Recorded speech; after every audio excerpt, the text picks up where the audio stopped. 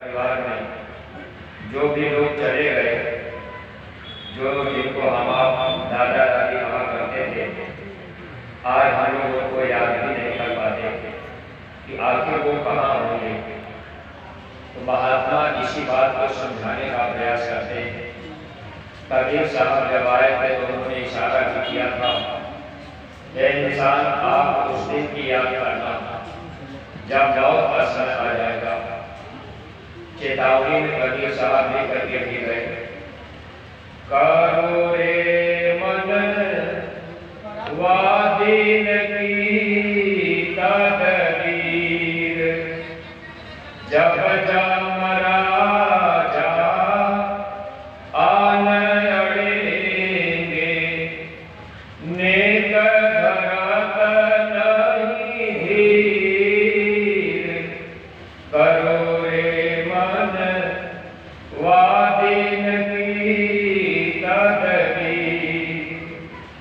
जब हम सब लोगों के सामने जब लोग खड़े होंगे, अपने नातेदार रिश्तेदार सगे संबंधी जिनको आज हम लोग अपना समझ रहे हैं, उस दिन वे लोग अपने नहीं होंगे।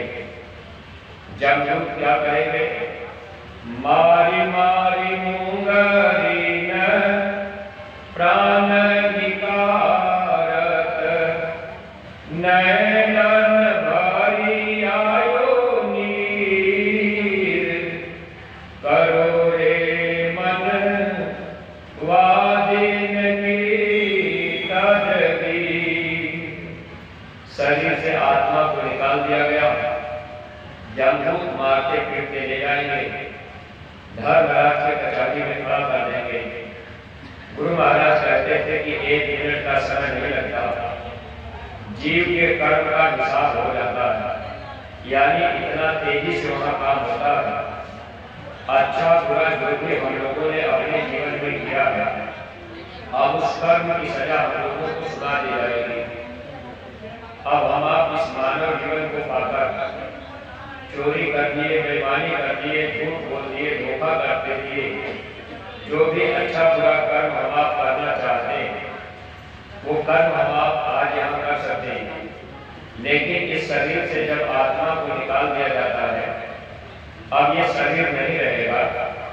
आत्मा धर्मराज के दरबार में गई और वहाँ कर्म का हिसाब किया गया। इसके बाद जीव को, आत्मा को कहाँ डाला जाता है? तो कबीर साहब लिख करके गए थे, लेके भोरत नरक कुंड में व्याकुल होत शरीर, करो रे मन वादीन की तदबीर। कबीर साहब समझा रहे हैं, इंसान आप उस दिन की याद करो जब इस शरीर से आत्मा को निकाल करके कर्म का हिसाब कर दिया जाएगा और फिर नरकों में डाल दिया जाएगा। करोड़ों करोड़ों वर्षों तक हम सब लोग नरकों में पड़े रहेंगे, वहाँ रोते रहेंगे, चिल्लाते रहेंगे, चीखते रहेंगे, वहाँ कोई हमारी आपकी मदद नहीं करेगा। तो महात्मा जब जब आए, कबीर साहब, रैदास जी, गोस्वामी जी महाराज, दादू दयाल, दरिया, मीठा, साजोबाई, मीराबाई, यानी साहब, भीला साहब, बाबा जयदेव महाराज जी, जो भी महात्मा आए, जिन महात्माओं की दिव्य दृष्टि खुली हुई थी, जो महात्मा हजारों वर्ष आगे पीछे की बात को जानते हैं, जो महात्मा हम जीवों के कर्मों के विधान को जानते हैं, ऐसे महात्मा जब इस धरती पर मिलते हैं तो हम जीवों को समझाने का प्रयास करते हैं कि हे इंसान, आपको ये मानव जन्म मिल चुका है, आप अच्छा बुरा चाहे जो भी कर्म करें, आपको कर्मों की सजा दी जाएगी। और ये कर्म प्रधान देश है, इस संसार में कोई भी आदमी चाहे कि हम अगर बुरा काम कर रहे तो कोई नहीं देख रहा, तो कोई ना कोई देखता रहता। वैसे तो गुरु महाराज बताते थे, हर आदमी के पीछे उस मालिक ने कैमरा लगा दिया, वो ऑटोमेटिक कैमरा कभी बंद नहीं होता। अब हम लोग अपने जीवन में जो भी अच्छा बुरा काम करते हैं, सब उस कैमरे में छपता जाता है। जब धर्मराज के दरबार में पेशी होती है तो एक एक कर्मों की सजा हम लोगों को दी जाती है कि भाई हमने ये बुरा काम किया है। तो महात्मा जब आते हैं तो पहले तो हम जीवों को समझाते हैं कि इंसान आप ये बुरा काम मत करना। अगर हम आप बुरे कर्मों से दूर नहीं हट पाए तो महात्मा जानते हैं कि ये जीव नरकों में 84 में कितना कुछ सहते हैं। आज हम आप जैसे मनुष्य शरीर में है, अब मनुष्य शरीर में हम लोग रह करके अगर किसी जीव को मार दिए, काट दिए, खा लिए, ऐसे ही जब ये जीवात्मा 84 में जाती है तो वहां भी दुख मिलता, लेकिन वहां कोई बचाता नहीं। महात्मा बचाने के लिए आते हैं। एक बार हमारे गुरु महाराज बाबा जयदेव जी महाराज अपने गुरु महाराज के साथ यानी दादा गुरु जी के साथ स्वामी जी महाराज एक गांव में चले गए। दादा गुरु जी भी इस धरती पर गांव-गांव, गली-गली जाते थे, लोगों को समझाते थे। तो महात्मा अपना काम बराबर करते रहते हैं, लेकिन हम लोग महात्मा की बातों को समझ नहीं पाते। बरसात का महीना था, जैसे बारिश हुई है इसी तरह से बारिश हुई थी। शाम को एक गांव में स्वामी जी महाराज और दादा गुरु जी दोनों लोग रुक गए। संगत उस समय नहीं थी, दादा गुरु जी के समय में बहुत संगत नहीं थी। जब शाम को गांव में लोग रुके तो स्वामी जी महाराज बाटी बनाने लगे खाने के लिए, और आटा मल करके बाटी बना रहे थे, आग जला करके। दादा गुरु जी जमीन पर चादर डाल करके बैठे हुए थे। एक मेढक का बच्चा बहुत तेजी से भाग रहा था और वो भागते भागते दादा गुरु जी के सामने आके रुक गया।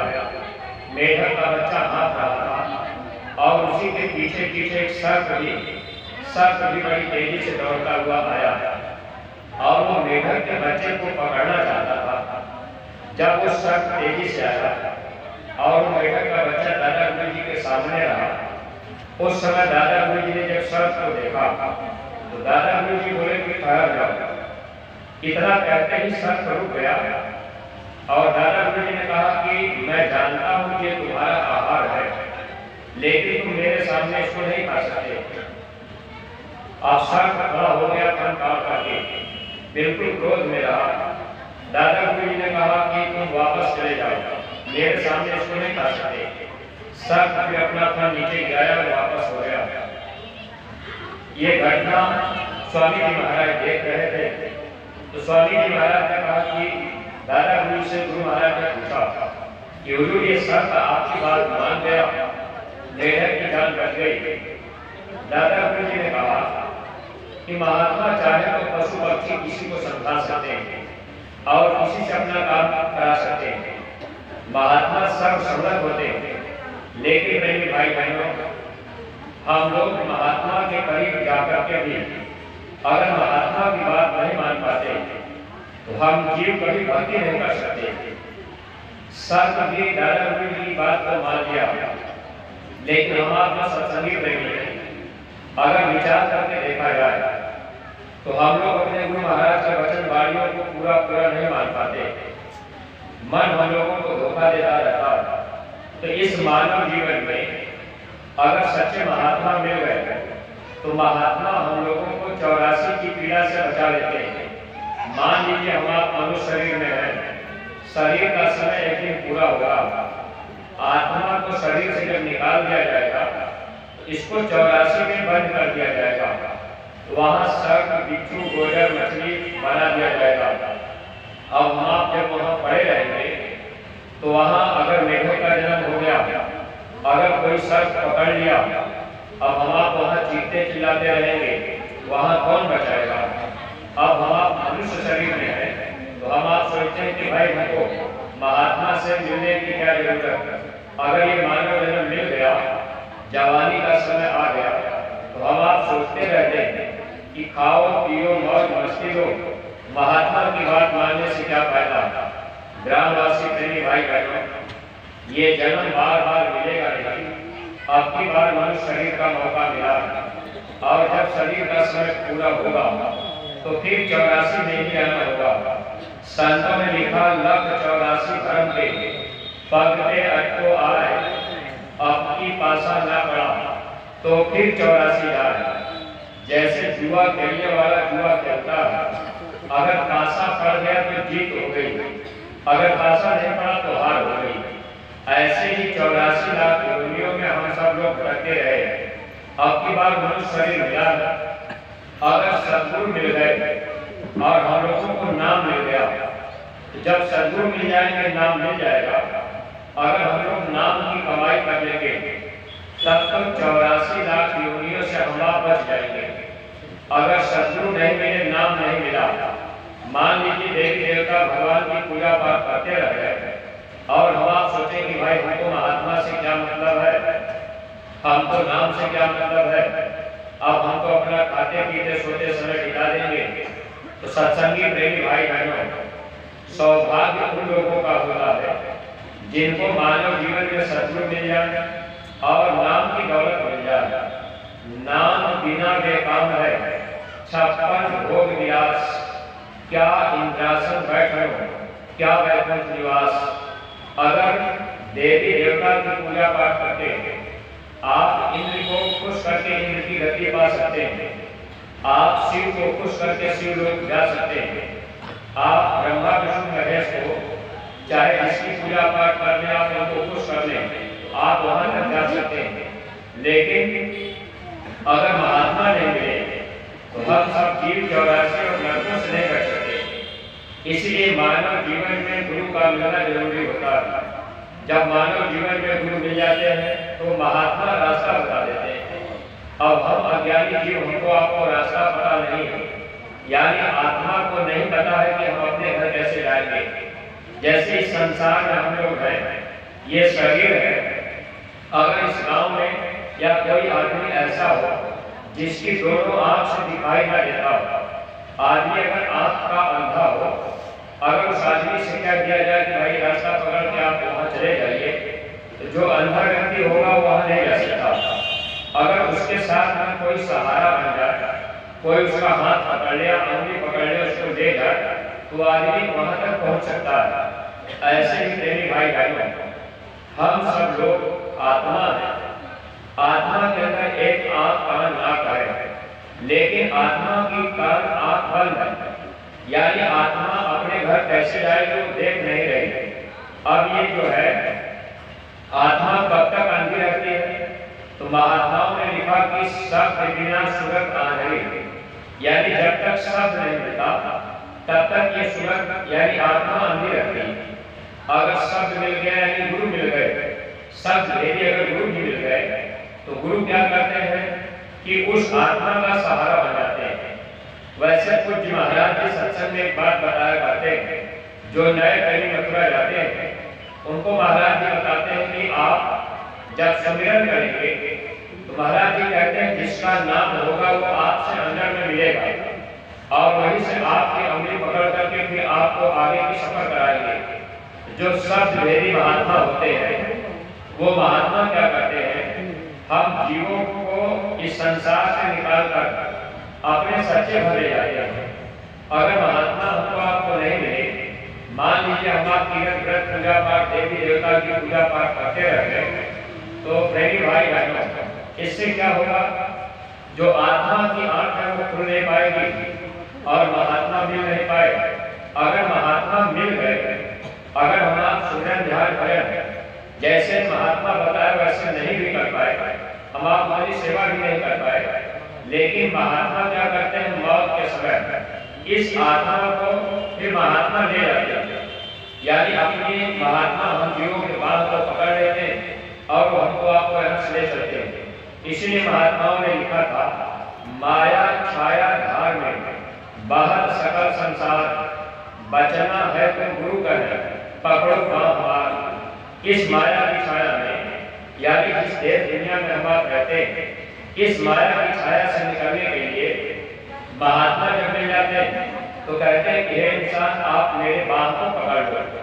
बाह को पकड़ने का मतलब गुरु का वचन पकड़ने से होता है। लेकिन प्रेमी भाई बहनों, हम लोग क्या करते हैं, गुरु के मिल जाने के बाद भी इसी माया की छाया में दिन रात भागते रहते हैं।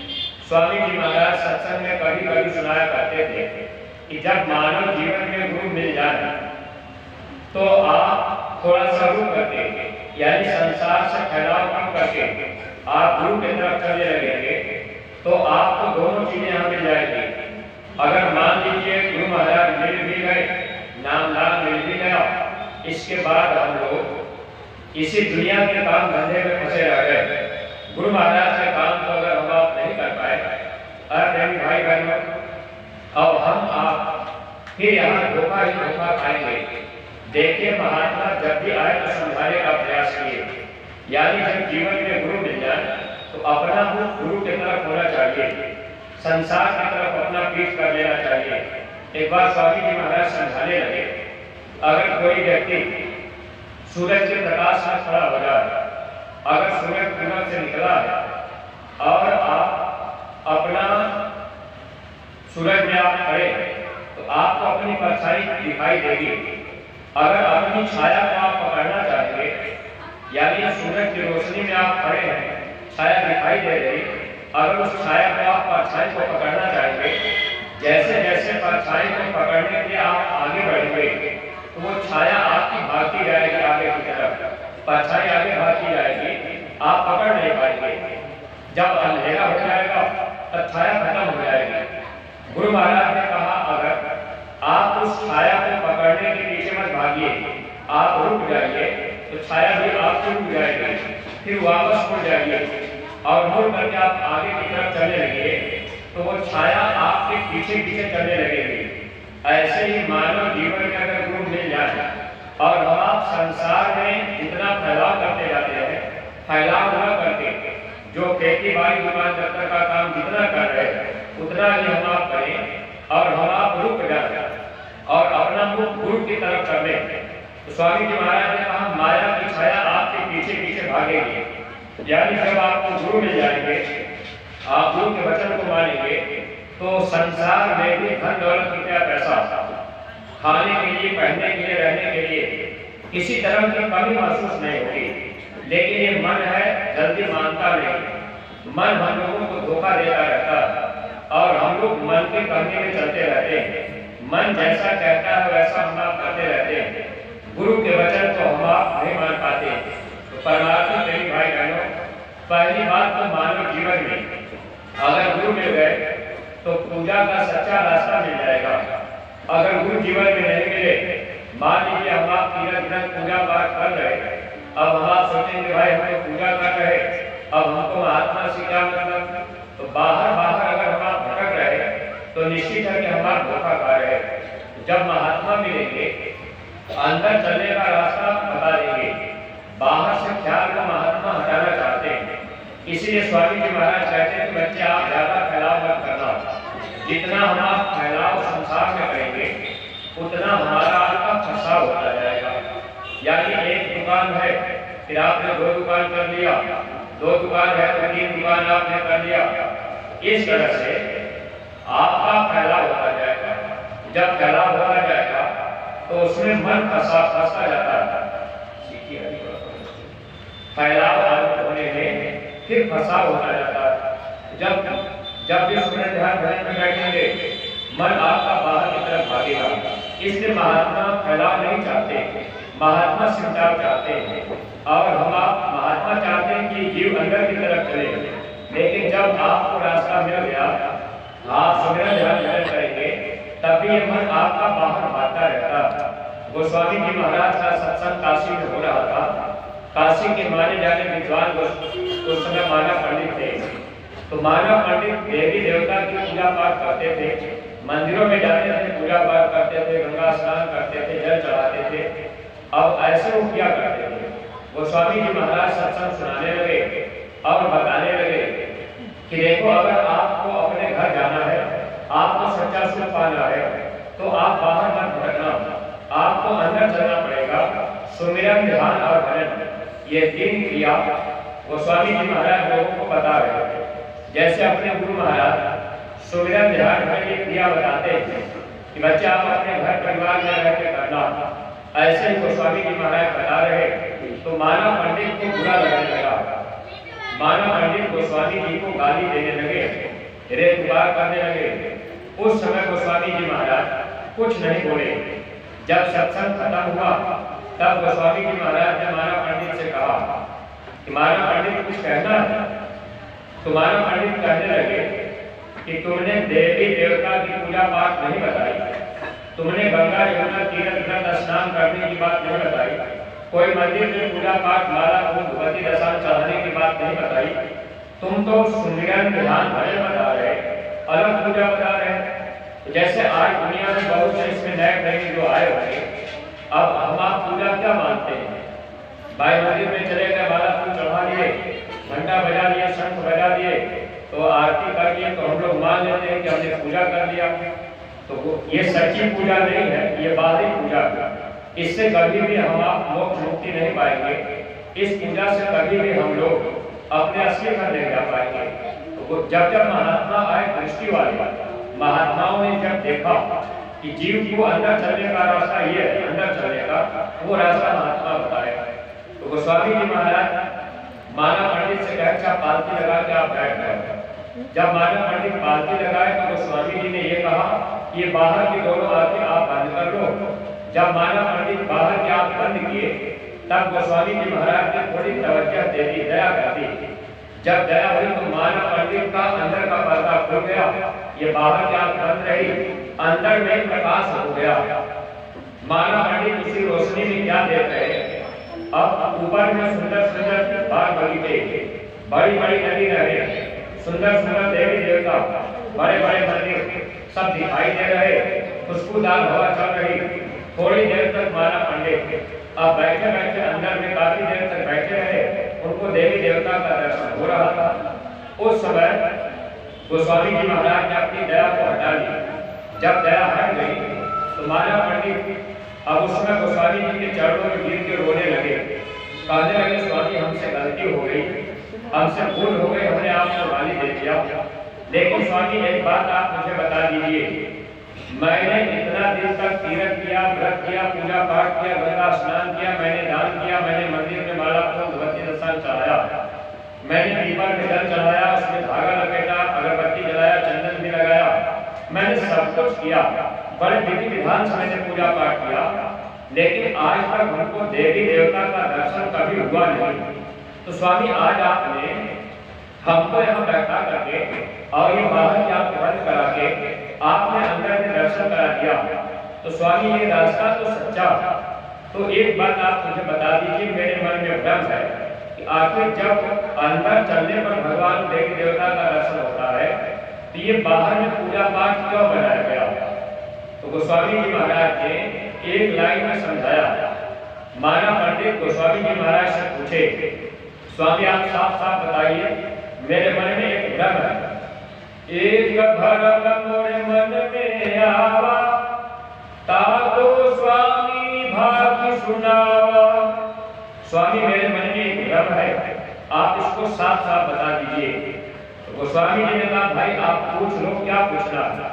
तब मानव पंडित गोस्वामी जी महाराज से पूछ रहे हैं, स्वामी मुझे एक भ्रम है, साफ साफ बताइए, तीर्थ धाम व्रत और पूजा या में को कछु नहीं सूझा।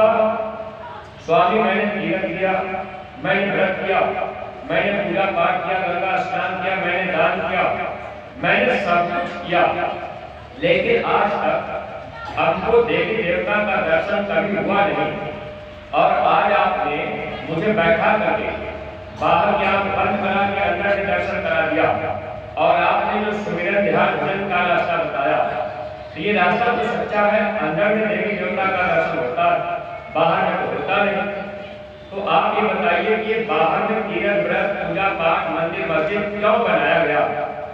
तब गोस्वामी जी महाराज ने एक लाइन में बताया था, कहा कि मानव पंडित आप ध्यान से सुनो, कर्म ख्याल सब झूठ पसारा, इन संग से 84 धारा। हे मानव पंडित, ये काल का पसारा है और ये देश काल का है, जहां हम लोग रह रहे हैं ये काल का देश है, ये मर लोक है, ये मृत लोक है, लेकिन हम लोग रहने वाले कहाँ के हैं? आत्मा कहाँ की रहने वाली है? गुरु महाराज कहते हैं कि आत्मा अमर लोक की रहने वाली है। अब हम लोग रहते हैं अमर लोक में, हम लोग लोक में है, आत्मा अमर लोक की रहने वाली है।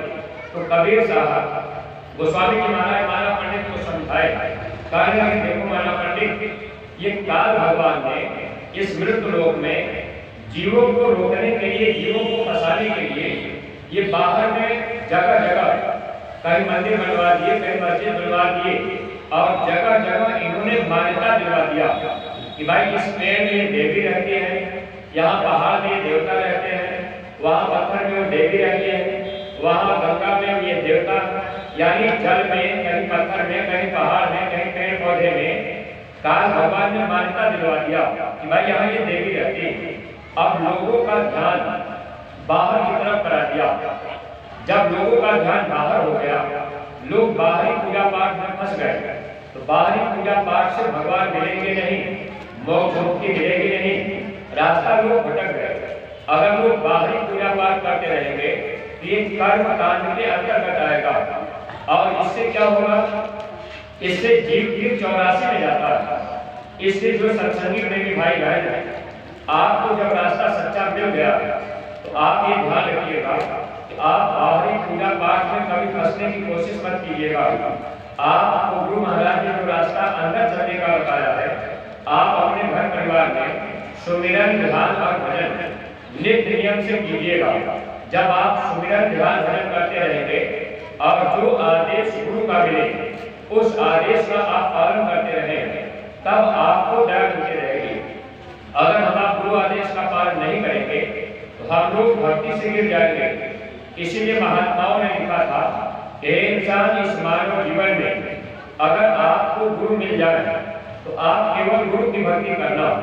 कबीर गुरु की भक्ति कर तज विषयानश्च और बार बार नहीं पाइए मानुष जन्म की मौत। हे इंसान, ये मानव जन्म बार बार नहीं मिलेगा।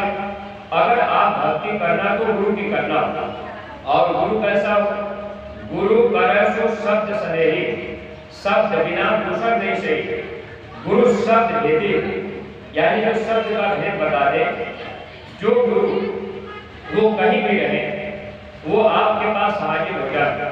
जैसे हमारे गुरु महाराज, ये बाबा जय गुरुदेव जी महाराज, ये शब्द भेदी महापुरुष गुरु महाराज इस धरती पर कहीं भी अगर हम आप रहे, कहीं भी आप जय गुरुदेव नाम लेकर के पुकारेंगे, मुसीबत में मदद करने के लिए तैयार रहेंगे। एक बार स्वामी जी महाराज को जेलों में रखा गया था 21 महीने के लिए। जेल में क्यों रखा गया?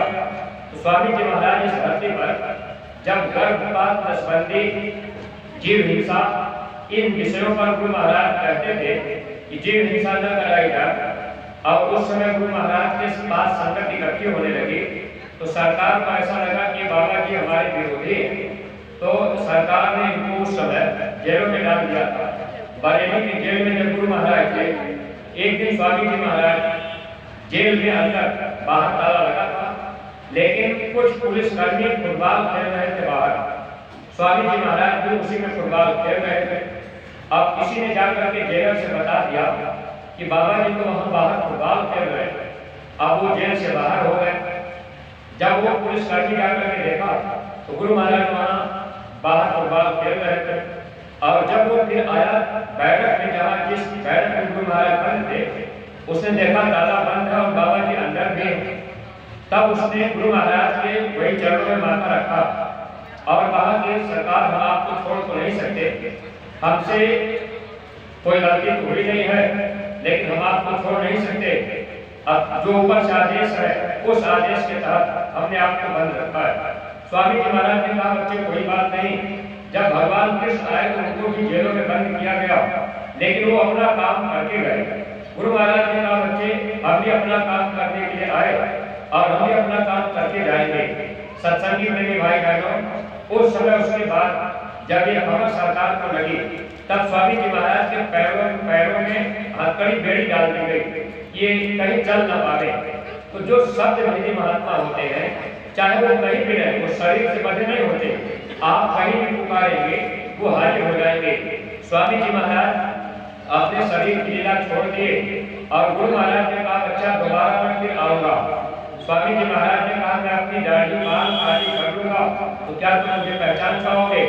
सत्संगी प्रेमी भाई बहनों, अब स्वामी जी महाराज तो नहीं रहे, लेकिन काली दाढ़ी में पूज्य महाराज जी जिनकी तस्वीर हम आप ऊपर फोटो में देख रहे हैं, अभी बाली गाड़ी में आए। जब वो गुरु महाराज नहीं थे, ये महाराज जी इस धरती पर लोगों को जब रास्ता बताने लगे, तो देखिए अभी हम आप बहुत से सत्संगी महाराज जी के विषय में शंका में रहते हैं। एक घटना गाजीपुर जिले की है। एक बहन जी को प्रेत की बाधा थी और उस समय शाम का समय हो रहा था, उनका शरीर बैठने लगा। जो उनके पति भी बेचारे परेशान हो गए, सोचने लगे हम क्या करें। एक सत्संगी रास्ता पकड़ के जा रहा था। अब जब वो सत्संगी जा रहा तो वो गुरु भाई ने उनको बुला लिया कि भाई साहब मेरी औरत को देखिए क्या हो गया, हम कहाँ ले जाए, किस अस्पताल में किस डॉक्टर को दिखावे। जब वो गुरु भाई आए उसके घर, तो प्रेत जो है अब सवार भी था ऊपर, और वो जो है कि चाहता था, कहता था कि इनको हम ले जाएंगे। लेकिन वो गुरु भाई जब उनसे जय गुरुदेव बोलवाने लगा, वो प्रेत जय गुरुदेव बोलने लगा, वो बहन भी जय गुरुदेव बोलने लगी, प्रेत भी सवार रहा जय गुरुदेव कहते कहते। तब वो बहन जी कहने लगी, अरे बाबा जी आ गए, कुर्सी ले आओ, इनको बैठाओ। अब कुर्सी ले आकर के लोगों ने रख दिया। फिर लोगों ने पूछा बहन जी से कि बाबा जी बैठे कि नहीं, और किसी को तो दिखाई दे नहीं रहा था। लेकिन वो लिंग शरीर में जो प्रेत होते हैं, अब वो तो देख रहे प्रेत। अब वो बहन जी अब बोल रहे कि बाबा जी बैठ नहीं रहे, खड़े हैं। तब लोगों ने परीक्षा के लिए कि आखिर कौन बाबा जी आए, तो स्वामी जी महाराज की फोटो लोगों ने दिखाया, ये बाबा जी आए हैं। तो वो प्रेत बोला, वो बहन जी बोली कि नहीं ये नहीं आए। तब महाराज जी की काली गाड़ी वाली फोटो दिखाई गई। तब वो बहन जी कहने लगे हाँ ये बाबा जी आए हैं, लेकिन बैठ नहीं गए। उस समय महाराज जी मथुरा में थे। तब वो सत्संगी फोन करके हमसे कहे कि राजेश भैया महाराज जी शब्द भेदी महात्मा कहने लगे कि एक प्रेत सवार है बहन जी के ऊपर, वो बता रहा है कि ये बाबा जी यहाँ आए हुए और वो कुर्सी पर बैठ नहीं गए। फिर उसके बाद वो ठीक हो गई। कहने का मतलब यह है, अगर हम आप महात्मा के ऊपर शंका करेंगे और हम आप वचन को नहीं मानेंगे तो निश्चित हम आप धोखा पाएंगे। इसलिए सत्संगी प्रेमी भाई बहनों, सौभाग्य हम लोगों का है कि हम लोग भक्ति के रास्ते पर आए, और भक्ति में केवल गुरु के आदेश का पालन किया जाता है। जैसे अगर हम आप जो आदेश महाराज जी दिए, अगर उस आदेश का पालन नहीं करेंगे, बाद में हम लोगों को पश्चाताप करना पड़ेगा। अब गुरु महाराज ने हम लोगों को क्या आदेश दिया, पूज्य महाराज जी ने जो आदेश दिया है, सुमेर ध्यान है तो हम आप नियमित करते रहे। एक एक गांव गोद लेना ये सबके लिए जरूरी। ऐसे समय में ये काम हम हर प्रेमियों को करना चाहिए, लेकिन हम लोग बच्चों पर ध्यान नहीं दे पाते। प्रेमी भाई बहनों, सब पुण्य से है भारी एक गांव गोद लेना। इस समय जो काम हम लोगों को महाराज जी ने दिया, अगर हम आप जितने भी बजाय जिले में सत्संगी प्रेमी भाई बहन हैं, अगर एक एक गांव को हम लोग गोद ले लें और गांव गांव में हम लोग जाने लगे, गांव में हम लोग प्रचार करने लगे, तो इससे क्या होगा, हम सत्संगी प्रेमियों की भक्ति बनती जाएगी और आगे आने वाले खराब समय में महात्मा हमको आपको बचा लेंगे। अगर हम आप महात्मा की बात नहीं माने, मोह ममता में झगड़े रह गए, तो अपना ही नुकसान होगा। जब हम आप गांव रोक दे देंगे, गांव गांव में हम आप जाएंगे, तो गांव में जाने के बाद ही हम आप किसी आदमी को गुरु महाराज की बात बता सकते हैं। स्वामी जी महाराज का संदेश क्या है, अगर मोटी मोटी बात हम आप जाने, पहली बात तो हमको आपको ये जरूर बताना है कि जय गुरुदेव नाम भगवान का है, ये किसी आदमी इंसान का नाम नहीं। समय समय पर भगवान का नाम बदलता, वक्त बदलता रहता है, इंसान बदलते रहते हैं। जब जैसा युग आता है प्रभु नाम बदलते रहते हैं। ये दुनिया है एक होटल, मेहमान बदलते रहते हैं, प्यारे तो वही रहते हैं मगर भगवान बदलते रहते हैं। जैसे होटल में बार्टर वही रहता है, भोजन रोज बदल के बनता है और खाने वाले बदल जाते हैं। ऐसे इस धरती पर समय समय पर भगवान का नाम बदलता है। गीता में भगवान कृष्ण ने लिखा है, परिवर्तन संसार का नियम है। यहाँ की सारी चीजें बदलती रहती हैं। अब हम आप शंका कर लेते हैं कि भाई जय गुरुदेव नाम भगवान का कैसे हो गया। अगर हम आप सत्संगी प्रेमी भाई बहन जाति पहन करके चलने में शर्माते हैं। बहुत से सत्संगी प्रेमी ऐसे हैं, जब सत्संग में जाना होता है तब हम आप जैकेट पहन लेते हैं, टोपी लगा लेते हैं, लेकिन हम आप विचार नहीं कर पाए इसलिए जितने सत्संगी प्रेमी भाई बहन, आप बराबर जैकेट पहन के चला करिए। जब आप जैकेट पहन के चलते रहेंगे, बाजार में चले गए, कोई दुकानदार है, दुकानदार आदमी भी तो पढ़ लेगा गुरु महाराज का संदेश। तो इससे क्या होता है कि अगले व्यक्ति को संदेश मिल जाता है। और हमारा आपका काम यही है कि हम लोग गुरु महाराज का संदेश घर घर पहुंचा दें। लोग माने या न माने वो उनकी मर्जी के ऊपर होता है। इस संसार में हम किसी के साथ जोर जबरदस्ती नहीं कर सकते। केवल हम आप उनको अपने गुरु महाराज की बात बता दें कि जय गुरुदेव नाम भगवान का है। हमारे गुरु महाराज ने कहा है, ऐ बच्चा, मैंने इस धरती पर जय गुरुदेव नाम की जहाज जगा दी। अगर इस जहाज पर सारी दुनिया बैठ जाए तब भी ये जहाज खाली जाएगी। जय गुरुदेव नाम की जहाज पर बैठने का तरीका जानने के लिए एक बार हर व्यक्ति को ऐसे सदगुरु के पास जाना पड़ेगा, यानी मथुरा जाना पड़ेगा। गुरु महाराज ने कहा, जब कभी आपकी इच्छा हो जाए जीते जी भगवान को पाने की, तो आप मथुरा चले आना, आपको रास्ता मिल जाएगा। एक बार अगर हम आप मथुरा पहुंच गए, सुमिरन, ध्यान और भजन, ये 3 क्रिया महाराज जी बता देंगे। अपने घर परिवार में रह करके हम आप करने लगे। और सत्संगी प्रेमी भाई बहनों, जब हम आप गांव गोद लेने गांव में जाए, तो लोगों को हम आप समझाने का प्रयास करें कि हमारे गुरु महाराज बताया करते हैं, यह मानव जन्म बार बार नहीं मिलेगा, ये किराए का मकान है। अब ये मकान आज नहीं तो कल खाली करना पड़ेगा। ये मकान कब खाली करना होगा?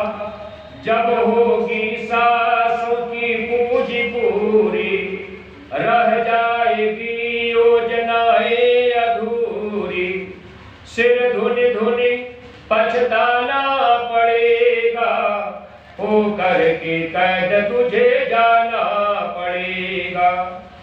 अब इस सासू की पूजी पूरी हो जाए, इस शरीर से आत्मा को निकाल दिया जाएगा। प्रेमी भाई बहनों, अब यही बात तो लोगों को बताना था कि भाई जब शरीर से आत्मा निकल गई, धर्मराज के दरबार में पेश की जाएगी। अच्छा बुरा जो कर्म किए, कर्म की सजा सुना दी जाएगी। मान लीजिए मानव जन्म पाकर अब हम आप जीव हिंसा कर रहे, जानवर की गर्दन काट रहे, हम आप मांस मछली अंडा खा पी रहे, अगर हम आप समय पर महात्मा की बात नहीं माने तो ये देश अदले बदले का है। अगर कोई इंसान आज किसी की गर्दन काट रहा, चाहे हम बकरे की गर्दन काट रहे या मुर्गे की गर्दन काट रहे, एक दिन हमारी आपकी भी गर्दन काटी जाएगी। महात्माओं ने लिखा, जो गर्दन काटे और का अपना रहा कटाए, साईं के दरबार में बदला कहीं न जाए। अब हम आप मोटी बात तो लोगों को बता ही सकते हैं कि भाई महात्मा ये बात लिख करके गए कि अगर हम किसी जानवर की गर्दन काट रहे, एक दिन हमारी आपकी भी गर्दन काटी जाएगी। सदन कसाई रोज एक बकरा काटता था, नियम था, एक बकरा काट के बेचता था। लेकिन एक दिन क्या हुआ, सदन कसाई एक बकरा काट के अब उसने माल बेच दिया। शाम हो रहा था, तब तक राजा के सिपाही आए, कहने लगे कि हमको मांस की जरूरत है। सदन कसाई ने कहा कि हमारा नियम है, हम एक बकरे से ज्यादा नहीं काटते और हम तो दुकान बंद करने जा रहे हैं, माल मेरे पास नहीं है।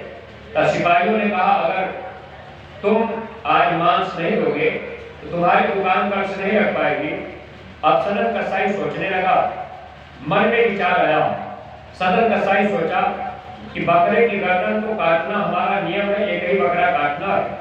उसने सोचा बकरे की एक टांग काट करके हम इतना राजा को माल दे देंगे मांस, और बकरा रात भर जिंदा रहेगा, कल उसकी गर्दन काट देंगे।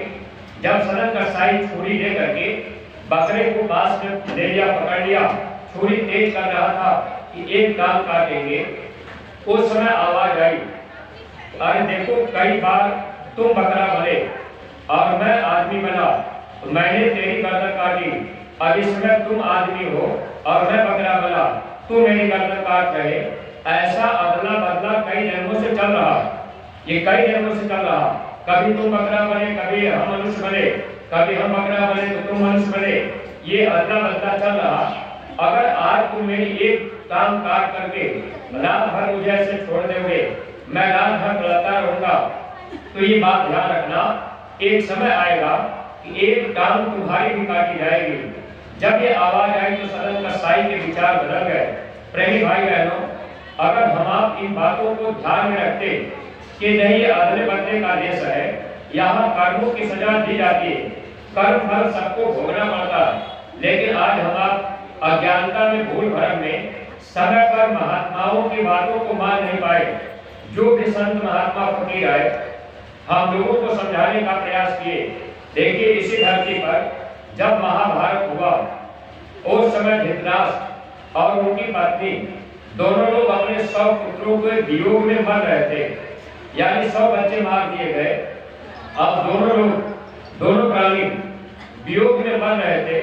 भगवान कृष्ण जब सामने पहुंचे तो उस समय धृतराष्ट्र जी पूछे, कहने लगे, हे केशव, मैंने कौन सा ऐसा बुरा काम जीवन में किया जिसकी वजह से आज मेरे 100 बच्चे मारे गए और हम दोनों प्राणी अपने बच्चों के शोक में मर रहे। तब भगवान कृष्ण ने कहा, आपने कभी ऐसा कोई कर्म किया? कर्मों का हिसाब किताब बड़ा लंबा होता है, लेकिन महात्मा मिल जाते हैं तो महात्मा क्या करते हैं? कई जन्मों के कर्म हो उसको महात्मा दूर करते हैं। इसलिए सत्संगी प्रेमी भाई बहनों, हम लोगों से गुरु महाराज सेवा बराबर दिया करते हैं। बहुत से सत्संगी इसमें ऐसे हैं जो प्रेमी संगत छोड़ करके दूर हटने लगते हैं कि भाई बार बार सेवा ली जाती है। देखिए 3 प्रकार के कर्म होते हैं, क्रियामान कर्म, प्रारब्ध कर्म और संचित कर्म। जो क्रियामान कर्म होता है, रोज का जो कर्म होता है, इस कर्म को महात्मा साफ करने के लिए वो क्या करते हैं, सुमिरन ध्यान भजन का तरीका बता देते हैं।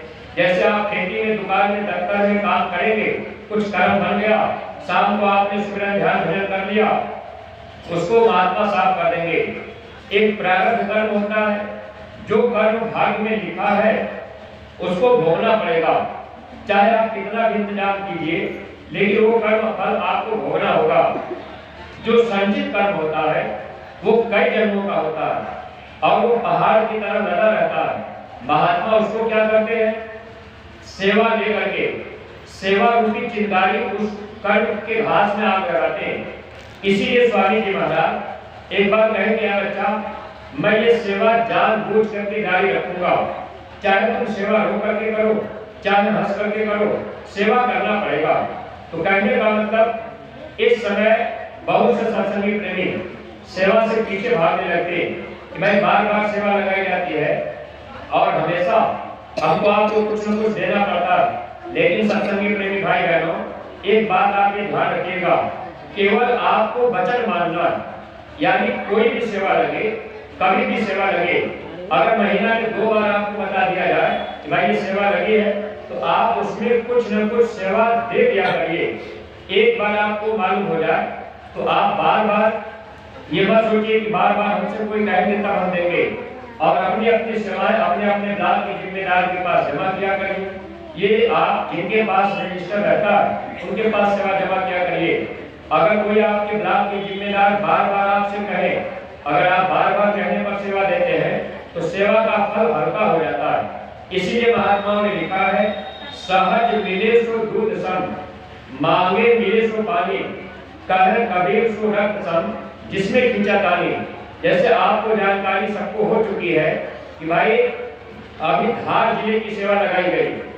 धार जिले में मध्य प्रदेश में पूज्य महाराज जी का एक कार्यक्रम आपके बदायूं जिले के जिम्मेदार और सत्संगी प्रेमियों को मिलकर के कराना है। अब आपको मध्य प्रदेश जाना है, वहाँ अपना खर्चा करना है, समय देना है, नए लोगों को इकट्ठा करना है, महाराज जी का कार्यक्रम कराना है, भंडारा चलाना है। उसमें आपके 2 लाख से लेकर के 3 लाख 4 लाख रुपए लग सकते हैं। अब इसमें हम आप प्रेमी भाई बहन जानकारी हो गई, इसके बाद भी अगर हम आप समय पर सेवा नहीं दिए, अब आप सोचेंगे भाई हमारे घर आएंगे हमसे मांगेंगे तब हम बाद में देंगे। अब आपने मान लीजिए 100 200 500 सेवा किया और अपने जिम्मेदार को आपने 3 बार दौड़ा दिया, तो आपकी सेवा तो उसी में खत्म हो जाती है। इसलिए सहज मिले सो दूध सम, जब आपको जानकारी हो जाए कि भाई ये सेवा लगाई गई है, तो जैसे धार जिले की सेवा है, जानकारी हो गई तो आप अपने ब्लॉक के जिम्मेदार से कह करके हमारा 500 रुपया लिख लीजिए, अभी हमारे यहाँ है नहीं, हम 10 दिन में दे देंगे, या आप आ जाइएगा, हम फोन कर देंगे ले जाइएगा। तो इस सेवा का पूरा लाभ आपको मिलेगा। अगर आपने समय पर सेवा नहीं दी, आप सोचेंगे चलो भाई अगर भूल जाएंगे तो भूल जाएंगे, हम बच जाएंगे, इसी में हम आप धोखा खाते हैं। इसलिए परमार्थी प्रेमी भाई बहनों, सेवा का भाव आप ऊंचा रखिए और हमेशा गुरु महाराज के वचनों का ध्यान रखिए, क्योंकि अदले बदले का देश है, कर्म कर्जा महात्मा चुकाने के लिए काम करते हैं। जब भगवान कृष्ण ने धृतराष्ट्र जी से कहा कि आपने किसी जन्मों में ये बुरा कर्म किया है, तब आज आपके 100 पुत्र मारे गए। धृतराष्ट्र जी कहने लगे हमने ऐसा कर्म अपने जीवन में कभी किया ही नहीं, 100 जन्मों तक की पीछे मुझे खबर है। तब भगवान कृष्ण ने कहा और पीछे जाइए। तो जब भगवान कृष्ण अपनी योग शक्ति दिए और धृतराष्ट्र जी और पीछे जाकर के देखे तो क्या देख रहे? वो देख रहे कि मैं राजा हूँ, जंगल में शिकार खेलने गया, शिकार नहीं मिला, राजा क्रोध में रहे, वापस अपने दरबार में आए। शाम हो रहा था तो जो राजरसोइया भोजन बनाने वाला था, राजा ने राजरसोइया से कहा आज मुझे कहीं शिकार नहीं मिला और आज तुम ऐसा करो कहीं न कहीं से मांस ले आओ और पका करके मुझे खिलाओ। राजरसोइया शाम के समय सोचने लगा कि अब मैं कहां से मांस ले आऊंगा। राजरसोइया निकला महल से बाहर, तो महल के बगल में एक तालाब था। तालाब के किनारे हंस और हंसनी रहते थे। अब उनका एक बच्चा, हंस हंसनी का बच्चा, अब एक आवाज निकल गई तो राजरसोइया सुन लिया। उसके मन में आया कि एक बच्चे को आज काट करके खिला देंगे। हंस हंसनी का एक बच्चा पकड़ के राजरसोइया काटा और पका के राजा को खिला दिया। राजा ने कहा कि ऐसा ही मांस मुझे रोज चाहिए, आज का मांस बड़ा स्वादिष्ट है। अब उस समय देखिए जिह्वा के स्वाद में कितने बड़े कर्म हम आप कर लेते हैं, इस पर हम लोग कभी विचार नहीं कर पाते। अब आदेश हुआ तो राजरसोइया फिर उसी तालाब के पास गया, हंस हंसनी के दूसरे बच्चे को उठाया, फिर ले आके काट दिया। ऐसे धीरे धीरे धीरे धीरे जितने हंस हंसनी के बच्चे थे सब बच्चों को काट डाला, एक बच्चा बचा था। अंतिम दिन जब राजरसोइया गया तो हंस और हंसनी अपने बच्चे को अपने पंख से ढक लिए थे कि कम से कम एक बच्चा मेरा बचा रहेगा तो मेरा वंश चलता रहेगा।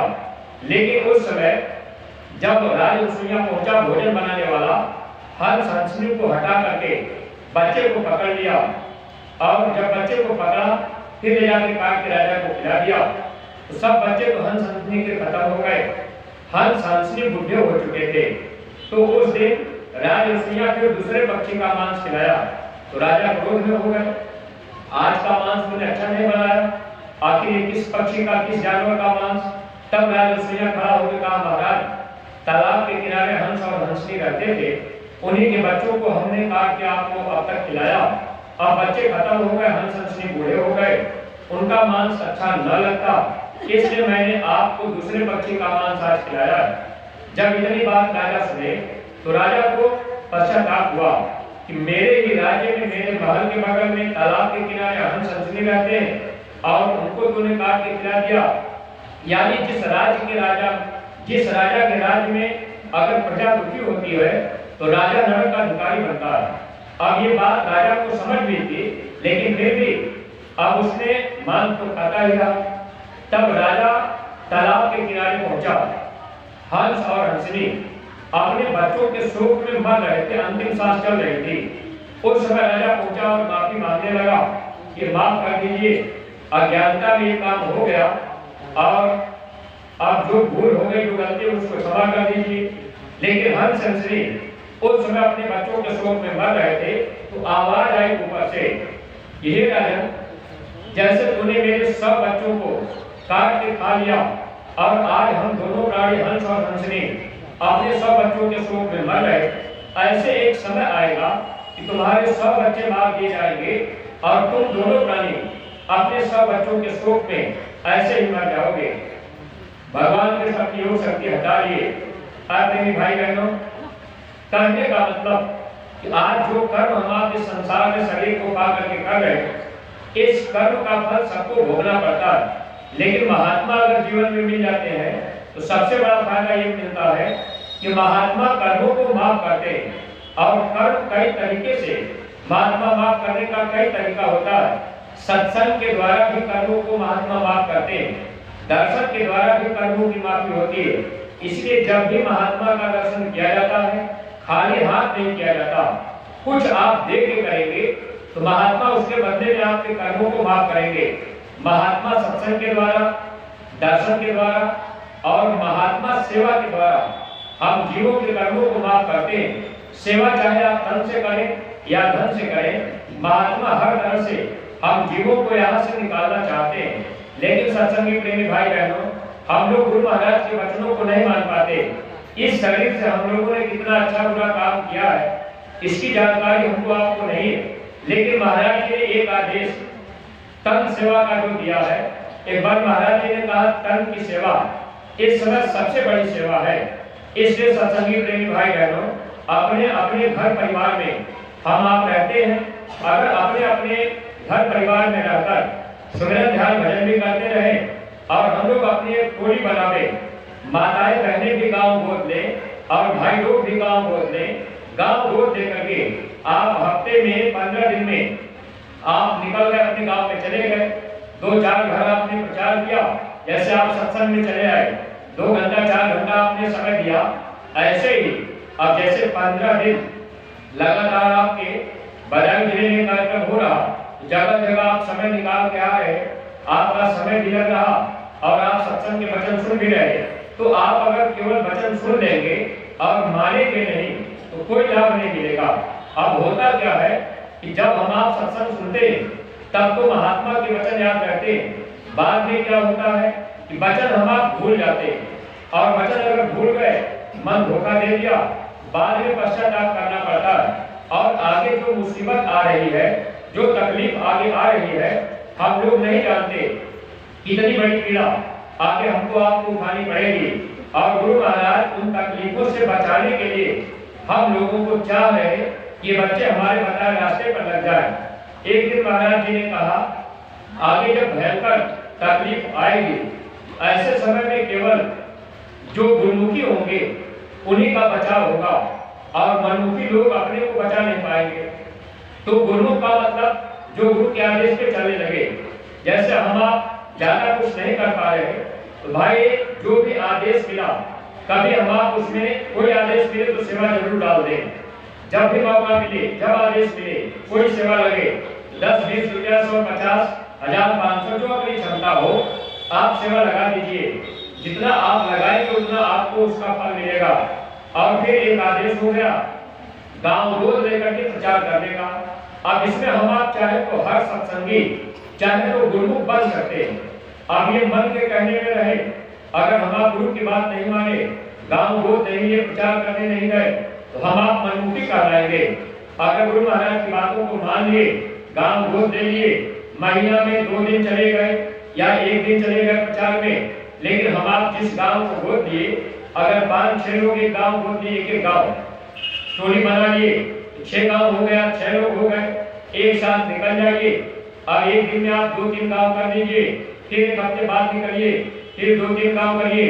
ऐसे उस गांव में बराबर हम आप आना जाना करें।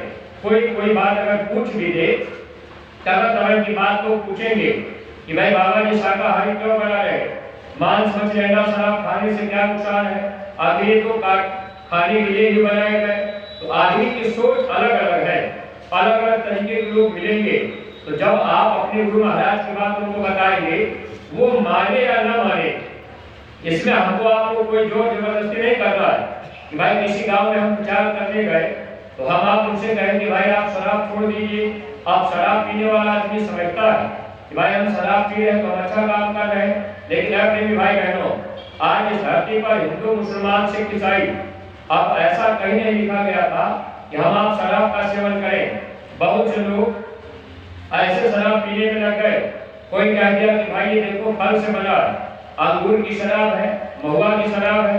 कोई कह दिया कि फल से बना है, तो हम आप उसको पीने लग गए, लेकिन विचार नहीं कर पाए। मुसलमान भाइयों की किताबों में लिखी गई थी, अगर इस जिस्म पर, जबान पर शराब का एक कतरा भी गिर जाता है, ये जिस्म नापाक हो जाता है, खुदा हमारी आपकी इबादत को कबूल नहीं करता। और देखिए, हम प्रेमी भाई बहन रामायण पढ़ते, रामायण में साफ साफ लिखा था, गंगा जल से भी अगर शराब बनी हो, इंसान कभी उसका सेवन मत करना। आप देखिए, कबीर साहब कबीर मंसूर में लिखे थे, हे इंसान, जब से शैतानों ने अंगूर की जड़ में पेशाब कर दिया, अंगूर से बनी हुई शराब नशा करने लगी। आप कभी इसका सेवन मत करना। आज बहुत से लोग अज्ञानता में गांजा का सेवन कर लेते हैं और कोई कह देता है कि ये तो भगवान शंकर की बूटी है। प्रेमी भाई बहनों, कभी मंसूर में कबीर साहब ने जिक्र किया, गांजा पीने वाले जीवों को जब दूध दे जाएंगे पैर ऊपर से नीचे करके लटकाएंगे, अब उनको 10,000 साल तक अब उनके टट्टी के रास्ते पे आग का अंगारा रखा जाता है। जीव हाय हाय करके चिल्लाता है, कौन मदद करेगा? हम लोगों ने कभी विचार नहीं किया। जो गुरु महाराज के सत्संग के वचन है, जब हम गांव-गांव जाएंगे, लोगों को समझाएंगे, लोग बातों को सुनेंगे, धीरे धीरे विचार बदलेगा। जैसे हम आप बहुत से सत्संगी प्रेमी भाई बहन जब गुरु महाराज नहीं मिले थे, हम लोग भी खाते पीते रहे, लेकिन गुरु महाराज मिल गए, बदलाव हो गया, विचार बदल गया। सत्संग में आने जाने से विचारों में परिवर्तन होता है। इसीलिए पूज्य महाराज जी चाहते हैं कि हर प्रेमियों के घर में बच्चे भी हैं, बच्चे भी सत्संग में आते जाते रहे। जब बच्चे सत्संग में आते जाते रहेंगे, बच्चों का विचार भी धीरे धीरे ठीक हो जाएगा। हालांकि ये सत्संग के वचन जल्दी असर नहीं कर पाते। बहुत से लोग ऐसे भी होंगे जो सत्संग में जाएंगे, सत्संग के वचन को सुनेंगे, लेकिन मानेंगे नहीं। अगर हम आप उनकी तरफ देखेंगे कि भाई ये तो जाते हैं लेकिन मानते नहीं, तो कोई लाभ हमको आपको नहीं मिल पाएगा। इसलिए सत्संगी प्रेमी भाई बहनों, आपसे मेरी ये प्रार्थना है, जितने सत्संगी प्रेमी आप लोग एक गांव गोद ले लीजिए और प्रचार का काम ये आप लोगों की जिम्मेदारी है। आप प्रचार का काम करते रहिए। अगर हम आप गांव-गांव प्रचार नहीं करेंगे, लोगों को गुरु महाराज की बात नहीं बताएंगे, लोग कह देंगे कि हमको तो पता ही नहीं था, वरना हम भी शाकाहारी होते। इसलिए सत्संगी प्रेमी भाई बहनों, कर्म दोष से बचने के लिए अगर हम लोग गुरु महाराज की बात मानेंगे तब तो हम आप बच जाएंगे। अगर गुरु महाराज की बात नहीं मानेंगे तो हम लोगों को कर्म दोष लगेगा और महात्मा के वचन भूलने से भारी नुकसान होता है, लोग भी बिगड़ता है और परलोक भी बिगड़ता है। आज हम आप पुराने सत्संगी कहने के लिए तो हम आप अपने को सत्संगी कह रहे हैं कि भाई हम तो सत्संगी हैं, गुरु महाराज हमको बचा लेंगे। लेकिन देखिए प्रेमी भाई बहनों, एक महात्मा जी के पास पति पत्नी दोनों रहते थे, बहुत सेवा करते थे, भाव विचार अच्छा था। अब वो दोनों सेवा किया करते। एक दिन क्या हुआ, पति पत्नी दोनों अब उनके विचार बने कि अब घर चलना है। अपने गुरु महाराज से लोगों ने पूछा, हुजूर हम लोग घर जा रहे हैं। तो महात्मा जी ने पति पत्नी दोनों को अलग अलग बुलाया, पति को भी समझाया और पत्नी को भी समझाया। जैसे इस समय जो आदेश हम प्रेमियों को दिया गया, चाहे माताएं बहनें हो चाहे भाई हो, ये नहीं कि घर में अपने पति अगर सेवा कर रहे हैं तो पत्नी गांव गोद न ले, ऐसा मत कीजिएगा। स्वामी जी महाराज ने कहा अगर स्त्री करेगी तो स्त्री को मिलेगा, पुरुष करेगा तो पुरुष को मिलेगा। आप अपनी अपनी कमाई 5-6 माताएं बहनें हो जाए, आपने टोली बना लिया, अब आपने गांव गोद ले लिया, महीना में 15 दिन में हफ्ते में आपको जैसा मौका मिले आप निकला करिए और गांव में जाया करिए, जाके कह लीजिए 4-6 घर माताओं बहनों को। अरे माताएं बहनें माताओं बहनों को तो समझा ही सकती है, भाई लोगों को समझाएंगे तो ये ड्यूटी हमारी आपकी है। महात्मा जी के दरबार से जब पति पत्नी चलने लगे तो महात्मा जी ने पति को बुला के कहा बच्चा अपने घर में रहना और हमेशा ध्यान रखना, वचन को भूलना मत। महात्मा जी ने कहा कभी घर में झगड़ा हो जाए तो एक काम करना, तुम चुप हो जाना और स्त्री चाहे कुछ भी कहे लेकिन तुम बोलना मत। तो पति ने कहा कि ठीक है हुजूर, ये वचन हम आपका याद रखेंगे। पत्नी को महात्मा जी अलग बुलाए, कहने लगे देखो अगर घर में कभी झगड़ा हो जाए तो एक काम करना, तुम कुछ बोलना मत, चुप रहना। पत्नी बोली कि ठीक है हुजूर, हम आपकी बात मानते हैं, हम घर में रहेंगे। अगर हमारे पति कभी भी अगर हमसे झगड़ा करेंगे तो मैं चुप रहूंगी, मैं कुछ नहीं कहूंगी। यानी दोनों ने अपने गुरु के सामने ये वादा किया कि हम वचन को मानेंगे। उस समय जब गुरु के सामने थे तब तक वचन याद रहा। जब वो लौट करके अपने घर आए, घर पे रहने लगे, सुमरन ध्यान भजन करने लगे, सेवा भी किया करते थे, वचन भी याद था। लेकिन देखिए प्रेमी भाई बहनों, मन क्या करता है, सत्संग में आते हम आप, सत्संग सुनते हैं उस समय थोड़ा बहुत वचन याद रहता है, जाने के बाद फिर हम उस चीज को भूल जाते हैं और यही हम भक्ति के रास्ते धीरे धीरे गिरते जाते हैं। पति पत्नी दोनों अपने घर में थे। एक दिन रात में पत्नी कुछ स्वप्न देखी। जब सुबह हुआ तो अपने पति से कहने लगी कि आज मैंने एक बुरा स्वप्न देखा, मेरा मन नहीं लग रहा। मैंने स्वप्न देखा कि मेरे मायके में आग लग गई, घर चारों तरफ से जल गया, परिवार में जितने लोग थे कोई बचा नहीं, मेरा मन नहीं लग रहा। आज हमको मायके जाना है, हाल चाल को पता लग जाए। पति कहने लगा कि सपने की बात झूठी हो सकती है, चलो अगर ऐसी बात है आज हमारी ड्यूटी है, हम ड्यूटी करके आएंगे, उसके बाद तुमको कल पहुंचा देंगे। पत्नी बोली कि नहीं, आज ही मुझे जाना है, मेरा मन नहीं लग रहा। अब पति कह रहा कि भाई मेरी ड्यूटी है, अकेले तुम जा नहीं सकती हो, अगर जाओगी तो अच्छा नहीं रहेगा, क्योंकि हम पहुंचा देंगे तो ठीक रहेगा। अब उस समय पत्नी अपनी बात पे टेक बात दी और पति के सामने समस्या थी कि ड्यूटी जाना है, अब छुट्टी लेके तभी वो आएगा। पति भी अपनी बात कहता रहा, पत्नी भी कहती रही, बात दोनों में बढ़ गई, झगड़ा हो गया। अंत में पति जो है ड्यूटी चला गया क्रोध में, घर में खाना भी नहीं बना। और जब पति चला गया ड्यूटी तो पत्नी ने क्या काम किया, एक बच्चा था 3 साल का, बच्चे को साथ में ले ली। संयोग से उस समय उसके गर्भ में भी एक बच्चा था और वो अपने एक बच्चे को ले करके पत्नी घर में ताला लगा के निकल गई कि हमको जाना है मायके। जब वो रास्ते में चल गई, पति गया ड्यूटी पर, वचन याद आया कि गुरु महाराज ने कहा था कि चुप रहना, लेकिन मैं बोलता गया। पत्नी भी मेरी क्रोध में कहीं कोई बात ना हो जाए, कोई घटना ना हो जाए। वहां से छुट्टी लेकर के फिर वापस पति आया।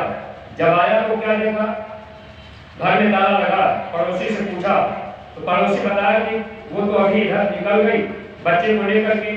आगे अचानक फिर रास्ता पकड़ के जल्दी जल्दी ये भी पहुंचा।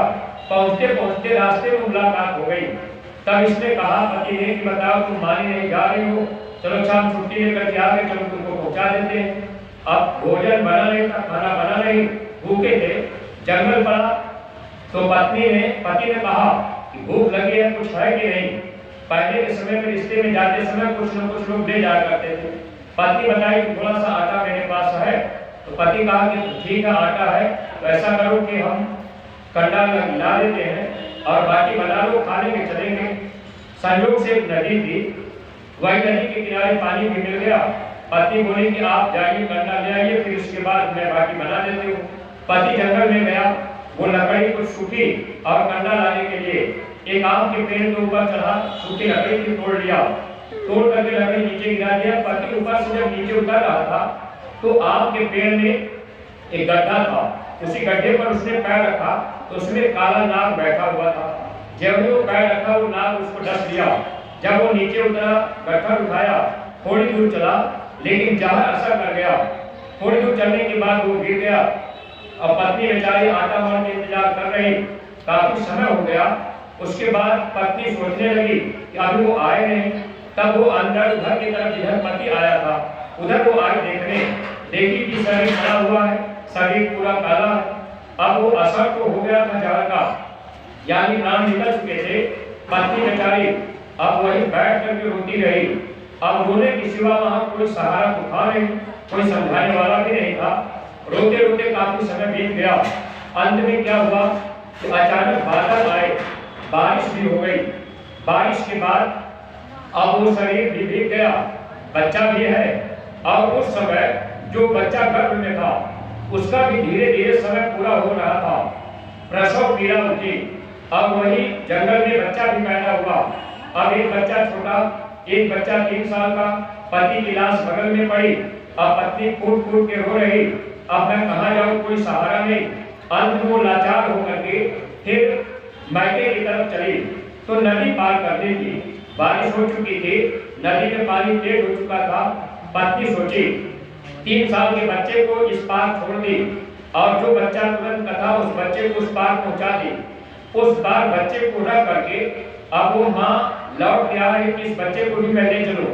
जब आधी नदी में आई तब तक एक जंगली सियार उस बच्चे के पास में आ गया जो छोटा सा बच्चा तुरंत का था। अब वो सियार उस बच्चे को सूंघने लगा। अब माँ बीच में है, एक बच्चा इस पार है। वही बीच नदी से ही अब वो माँ सियार को हाँकने लगी, हाँ हाँ करने लगी कि सियार भाग जाए। फिर वो माँ उस बच्चे की तरफ मुड़ी जिधर सियार था, हाँ हाँ करती रही। और इधर जो है कि सियार ने क्या काम किया, बच्चे को पकड़ा, सियार बच्चे को लेके चला गया, जो छोटा सा बच्चा था। और जो 3 साल का बच्चा इस पार है, वो सोचा कि मम्मी मुझे आ कर रही है, और वो आगे बढ़ा तो नदी में गिर गया, बहाव तेज था, वो बच्चा भी चला गया। अब अकेली बची, अकेली बच करके वही बैठ करके रो रही, कोई अपना सहारा नहीं। उस समय गुरु के वचन याद आए कि गुरु महाराज ने कहा था कि कभी घर में झगड़ा हो जाए तो तुम चुप रहना। सत्संगी प्रेमी भाई बहनों, महात्मा के छोटे वचन भी हम आप नहीं समझ पाते कि इससे हमारा क्या बचा होगा। अगर आज हम आप जितने सत्संगी प्रेमी हैं, एक एक गांव को गोद ले लें और अपना हम आप एक नियम बना लें, भाई हमको 15 दिन में, महीने में एक दिन गांव गोद दिए हैं तो हमको प्रचार में जाना है। और दुनिया का काम हम आप इतना कर रहे, ये दुनिया काम आएगी नहीं, मौत का समय एक दिन आएगा। अगर गुरु महाराज के वचन याद रहेंगे, निश्चित हमारा आपका बचाव होगा। वरना गुरु महाराज ने क्या कहा, इस युग की बदलती दुनिया में इंसान तुम्हारा क्या होगा, जब छाया रहेगा चारों तरफ, कोहराम तुम्हारा क्या होगा, जब अपना कोई ना दिखेगा, धन धाम तुम्हारा क्या होगा। स्वामी जी महाराज ने कहा, बच्चा समय ऐसा आएगा कि आपके घर परिवार में, जिसको आज आप अपना समझ रहे, अब ऐसा समय आ जाएगा कि लोगों का बचाव नहीं हो पाएगा। गुरु महाराज ने कहा, भजन करने वाले प्रेमियों की रक्षा होगी। सत्संगी प्रेमी भाई बहनों, हम लोग अगर अपने गुरु महाराज के वचन को पकड़ लें, जब हम आप ये बात जान रहे कि आगे समय खराब आएगा तो भजन करने वाले प्रेमियों की रक्षा होगी। और स्वामी जी महाराज ने कहा था कि बच्चा जितना समय आप सत्संग में, आप सेवा में, आप प्रचार में देंगे, गुरु महाराज ने कहा ये परमार्थ में दिया हुआ समय भजन में बदल करके जीव को पार कर दिया जाएगा। यानी अगर आज हम लोग अपने घर परिवार में माताएं बहनें बच्चों को भी लेकर अगर हम आप गांव में प्रचार में चले जाए, बच्चे भी साथ में चले जाए, बच्चा भी 4 घंटा अगर प्रचार किया तो बच्चे का भी 4 घंटा का समय भजन में जोड़ दिया जाएगा। आगे जब खराब समय आएगा, गुरु महाराज ने कहा भजन करने वाले प्रेमियों की रक्षा होगी। अगर हम लोग ये काम करने में लग जाएंगे, आगे जो खतरनाक समय आ रहा, ऐसे समय में हम जीवों की संभाल हो जाएगी। अगर गुरु महाराज की बातों को हम आप नहीं मानेंगे तो स्वामी जी महाराज ने क्या कहा, अन्न दवाओं की कमी पड़ेगी, पेड़ों की पत्तियां तुमको मिलेगी, फाटेगी धरती उठेगा गुब्बारा, सुनते तो जाओ संदेशा हमारा। समय ऐसा आएगा अनाज की कमी होगी, गुरु महाराज ने कहा दवा की भी कमी होगी, अन्न और दवा दोनों तरह की कमी। गुरु महाराज ने कहा आगे गृह युद्ध होगा, महंगाई इतनी बढ़ जाएगी, लोग दुकानदार के पास नहीं जाएंगे। स्वामी जी महाराज जब गेहूं 2-2.5 रुपया किलो बिक रहा था, उस समय गुरु महाराज ने कहा था कि बच्चे आगे चल करके ये गेहूं 12-14 रुपए किलो बिकेंगे। उस समय की जनता ताली पीट के हंसने लगी, लोग कहने लगे कि देखिए इस बाबा का गेहूं 2-2.5 रुपया किलो बिक रहा, ये बता रहे कि 10-15 रुपए किलो बिकेंगे, तो लोग हंसी मान रहे थे। लेकिन अपने भाई बहनों, आज आप गेहूं का रेट देख रहे, महंगाई की बात जो गुरु महाराज ने कहा, अभी तो हम आप इस चीज को नहीं समझ पा रहे। अभी तो जब आगे अकाल पड़ेगा, सूखा पड़ेगा, कबीर साहब इशारा करके गए, गोस्वामी जी महाराज जी करके गए, कल 12 बार अकाल पड़े, अन्न बिना सब लोग मरे। ये महात्मा के वचन है, संत वचन पढ़ते नहीं, पलक जाग अमान। महात्मा के वचन मिथ्या नहीं आते, महात्मा जो बात कहते वो बात सच उतरती है। लेकिन मेरे भाई बहनों, अनाज की जब कमी होगी, आगे समय खराब आएगा, लोग सोचने लगेंगे अब हम क्या करें। गुरु महाराज ने कहा था बच्चा ऐसा वक्त आ जाएगा जब बिजली नहीं बढ़ेगी, बड़ी बड़ी कारखाने फैक्ट्रियां बंद रहेंगी, डीजल पेट्रोल नहीं मिलेंगे, गाड़ियां रोडों पर खड़ी रह जाएंगी। उस समय आदमी के पास कोई काम नहीं होगा, लोग लाचार होंगे, फिर धर्म की तरफ लोग मुड़ेंगे, मैं अब हमको सहारा कौन बनेगा। ऐसे समय में महात्मा के वचन ही हमारी आपकी मदद कर पाएंगे। इसलिए सत्संगी प्रेमी भाई बहनों, अगर हम लोग लगे रहेंगे, अपने गुरु महाराज की बात मानते रहेंगे, दया दुआ मिलते रहेंगे, गांव गांव जाना, और गांव के लोगों को गुरु महाराज की बात बता देना। अब ये मनुष्य शरीर ये भगवान का भजन करने के लिए मिला, अगर इस मंदिर को हम आप गंदा करेंगे तो क्या वो मालिक हमको आपको दया देंगे? मुसलमान भाइयों के किताबों में भी लिखा गया था बिस्मिल्लाहिर्रहमानिर्रहीम, जब वो मालिक रहमान है तो हमको आपको भी रहम करनी चाहिए। अगर हम लोगों के अंदर रहम नहीं है तो रहमान का मिलना मुश्किल होगा। एक न एक दिन जब इस जिस्म का समय पूरा होगा, ये जिस्म फना होगा, रूह को धर्मराज के दरबार में यानी खुदा की अदालत में पेश किया जाएगा। नेक और बद कर्मों का हिसाब करके इस रूह को ले जाकर के ढोलक में डाल दिया जाएगा। ये जिस्म दोबारा नहीं मिलेगा। ये बातें मुसलमान भाइयों के किताबों में भी लिखी गई और हम प्रेमियों को भी महात्मा समझाए ये जन्म आपको बार बार मिलेगा नहीं। इसलिए गांव के प्रेमी भाई बहन जो नए प्रेमी हैं, आपका भी सौभाग्य है कि ऐसे समय में अगर आपको महापुरुष मिल गए, महात्मा आपको दया दुआ दे देंगे। अगर हम आप उनके करीब चले जाएं तो हमारे आपके गुनाहों की माफी भी हो जाएगी। और जो हम आप इस संसार में भूले बैठे हैं, महात्मा हमको आपको सच्चा रास्ता बता देंगे तो हम आप अपनी आत्मा के लिए भी कुछ कमाई कर लेंगे। अब आप गांव-गांव जाएंगे। आज के समय में हर आदमी पढ़ा लिखा जानकार है। लोग ये बात कहते हैं कि भाई हम गीता को मानते हैं, रामायण को मानते हैं, हम राम को मानते हैं, कृष्ण को मानते हैं, हम जय गुरुदेव की बात क्यों माने? लेकिन मेरी भाई बहनों, विचार कर लिया जाए, जब भगवान राम आए तो भगवान राम ने रावण का वध किया। रावण बलवान भी था, रावण धनवान भी था, रावण विद्वान भी था। रावण के दरबार में देवी देवता झाड़ू लगाते थे, वो पानी भरते थे। वह रावण समय पर भगवान राम की बात को नहीं माना। बात को क्यों नहीं माना? रावण को राम नाम पर शंका हो गई। जैसे आज बहुत से लोगों के मन में शंका रहती है कि जय गुरुदेव और भगवान हो गए, हम शाकाहारी क्यों बने, हम जय गुरुदेव की बात क्यों माने, हम तो राम को मानते, कृष्ण को मानते। ऐसी शंका रावण को हुई थी। शंका में भगवान राम की बात रावण नहीं मान पाया। नुकसान क्या हुआ? रावण के खानदान में कोई दीपक जलाने वाला नहीं बचा।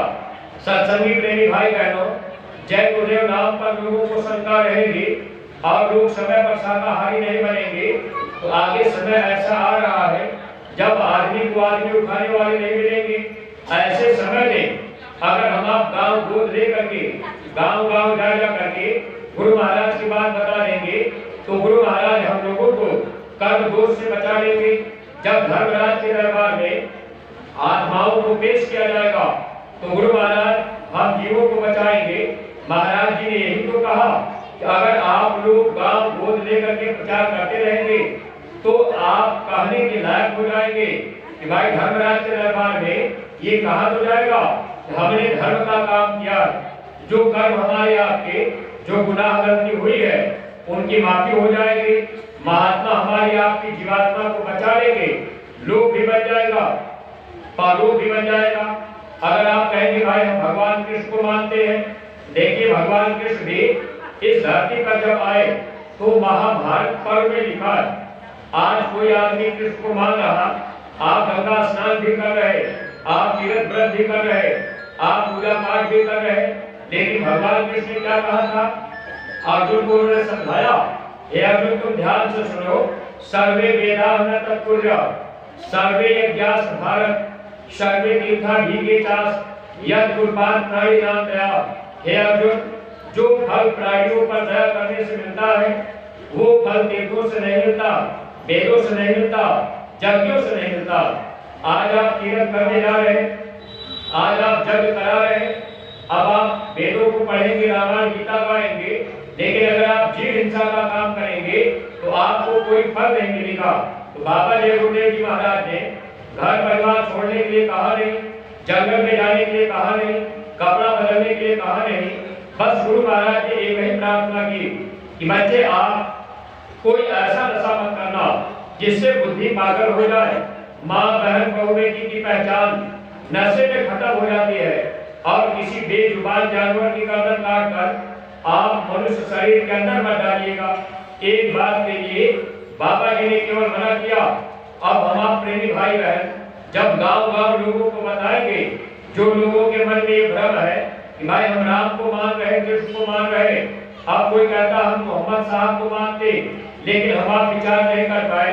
मोहम्मद साहब अपना पैगाम लिखे थे, हदीस पुस्तक उठा के आप पढ़ेंगे, उसमें लिखा हुआ है, ऐ इंसान मैंने तेरे लिए तरह तरह के पेड़ पौधे, दाल, खजूर, फल, फूल, सूखे गीले मेवा, मिश्री, दूध भी पैदा किया, आप इसका सेवन करो। घृत और बदबूदार मांस का सेवन मत करो। मांस मनुष्य का भोजन नहीं। मनुष्य का भोजन क्या है? अन्न खाए सो मानवा, मांस खाए सो स्वान, अन्न मांस दोनों भगे, सो प्राणी राक्षस जान। मनुष्य का भोजन अनाज, साग, सब्जी, फल, फूल है। कुदरत ने हम लोगों के लिए ये आहार तैयार किया है, लेकिन आज हम आप जीव आहार का करके, चाहे किसी भी जानवर की गर्दन काट कर अब हम आप उसको खाने लगे, तो निश्चित ही मेरे भाई बहन हम सब लोगों को तकलीफ ही तकलीफ, आगे हम परेशानी करेंगे, आगे हम इसलिए महापुरुष जब आए तो हम सब लोगों को समझाने का प्रयास किए थे। जो भी बाजार के प्रेमी भाई बहन, जो भी दुकानदार प्रेमी भाई बहन, आप लोगों से भी प्रार्थना की जा रही, बाबा जय गुरुदेव जी महाराज ने केवल एक प्रार्थना हाथ जोड़ करके की है। आप किसी भी देवी देवता भगवान को मानते तो अच्छी बात है, लेकिन कम से कम आप शाकाहारी सदाचारी रहेंगे, ये मानव जीवन आपका सुख में बीत जाएगा। अगर आपके अंदर रहम नहीं रहेगी तो आप रहमान को नहीं पा सकते। अगर आप राम को, कृष्ण को मान रहे तो भगवान राम ने भी, भगवान कृष्ण ने भी हम लोगों को समझाने का प्रयास किया, समय पर हम आप उनकी बात नहीं मान पाए। आज आप सोचेंगे कि भाई बाबा जी मना क्यों कर रहे, तो बाबा जी आपकी भलाई के लिए, स्वामी जी महाराज ने कहा बच्चे आप मेरी बात मानो ना मानो, मेरी ना मानो यमराज तो मनाएगा, तेरा ही कर्म तुझे मार कर भुगाएगा, पापों की अग्नि में जलना पड़ेगा, रे मन मुसाफिर निकलना पड़ेगा। एक न एक दिन न चाहते हुए भी इस किराए के मकान से हम लोगों को जबरदस्ती निकाल दिया जाएगा। और जो भी कर्म हम आप कर रहे, कर्म की सजा धर्मराज के दरबार में सुना दी जाएगी। आज बाबा जी की बात हम आप माने ना माने, अब हम लोगों को आजादी है कर्म करने की, लेकिन प्रेमी भाई बहनों, यमराज आपको मारपीट करके ले जाकर के नरकों में डाल देंगे। आज इच्छा है हम मांस नहीं छोड़ेंगे, हम बकरे को खाएंगे, हम सुअर को काट के खाएंगे, मुर्गे की गर्दन को हम काट के खा लेंगे। प्रेमी भाई बहनों, तो अगले जन्म में हम लोगों को भी ये तकलीफ दी जाएगी। जहां आशा तहां आशा, इस संसार का नियम है। जहां आपकी आशा लगी है वही आपको फिर जन्म मिलेगा। इसलिए हमारे गुरु महाराज ने एक बार कहा अपने सत्संगी प्रेमियों से, ऐ बच्चा आप कभी संसार की इच्छा मत रखना। ऐ सत्संगी प्रेमी भाई बहनों, अगर आपको राम नाम मिल गया तो आप गुरु महाराज से कभी इच्छा मत रखिएगा कि हमारा मकान 4 तल्ला बन जाए या हमारी दुकान 4 हो जाए, एक गाड़ी है तो 4 गाड़ी हो जाए। अगर अंदर की इच्छा लगी है और उसी समय ये शरीर छूट गया तो आपको फिर जन्म देना पड़ेगा। इसलिए स्वामी जी महाराज ने कहा था आप अपने घर जाने की आशा बांध लेना। गुरु महाराज ने कहा जब आपके अंदर इच्छा बनी रहेगी, हे मालिक हमारा ये जीवन चाहे गरीबी में बीते, चाहे अमीरी में बीते, चाहे अच्छा भोजन करने में बीते या भोजन अच्छा नहीं मिला, रोटी नमक मिल गया, चाहे इसमें बीते, लेकिन मालिक आप जब मेरे सांसों की पूरी पूरी हो तो आप मेरी जीवात्मा को निज घर पहुंचा दीजिए। जब ये आशा आपके अंदर रहेगी कि इसी जन्म में हम अपने घर चले जाएं, तब तो निश्चित है कि आपका छुटकारा हो जाएगा। अगर कहीं आशा इच्छा लगी है, जन्म दिया जाएगा। इसीलिए प्रेमी भाई बहनों, जब महात्मा आते हैं तो हमारी आपकी इच्छाओं को मारने का काम क्या करते हैं। जैसे हम आप कभी मथुरा गए, अब भंडारे में भी हम आप स्वादिष्ट और अच्छा भोजन खोजते हैं, महात्मा क्या करते, जैसे 2-4 दिन के लिए मथुरा गए, चाहे ऐसा भी भोजन मिल जाए आप खा लेंगे, तो महात्मा मन को मारते। जब मन बढ़ेगा, इच्छा बढ़ेगी, तब महात्मा यहाँ से जीव को निकालते हैं।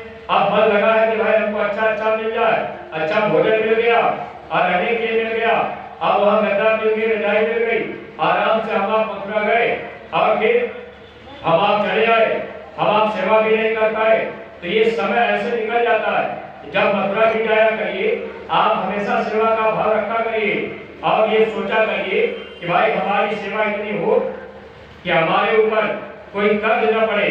जितनी सेवा आप 5 दिन रह के खाए, उतना आप भंडारे में डाल दीजिए कि हमारी सेवा से एक आदमी और भी खा ले। 7, 8, 9 मार्च 3 दिन का कार्यक्रम मथुरा में होगा। आप लोग तैयारी कीजिएगा होली पर। नए प्रेमी भाई बहनों को भी आप मथुरा ले चलिएगा। अगर कोई प्रेमी मांस मछली शराब खाने पीने में लगे हैं, आप उनको समझाइएगा, बताइएगा। मान लीजिए इच्छा है कि हम शराब नहीं छोड़ेंगे, तो अगले जन्म में क्या होगा? भाई शरीर तो दिन छूटेगा कि ये शराब नहीं मिलेगी। अगले जन्म में ले जाकर के काल भगवान कौवा बना दिए, अब वहाँ शराब नहीं मिलेगी। अब गर्मी के महीने में प्यास लगी रहेगी, अब गांव के बाहर घर के पीछे टट्टी पेशाब पाखाने का गंदा नाली का पानी गड्ढे में पड़ा रहेगा, सड़ा रहेगा, बदबू आती रहेगी। कौवा उसी में चोट मारता है, कुत्ता वही जीभ से चाट के पानी पीता है, बदबू तो आती है।